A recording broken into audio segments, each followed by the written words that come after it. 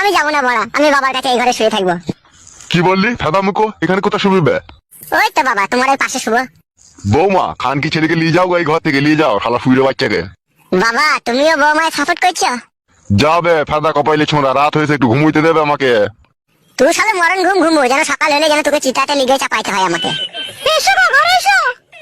যাবে বুকা চুদা, ঘরে গিয়ে শুকাবে, রাতকে তুন করে নেবে, শুকাবে। বউরে, আর মারবি না তো বড়া? না আর মারবো না, এসো। তুই খানকি ছেলে, তোর পাশে কেন আমাকে শুতে দিচ্ছিস না আমি বুঝতে পারলাম।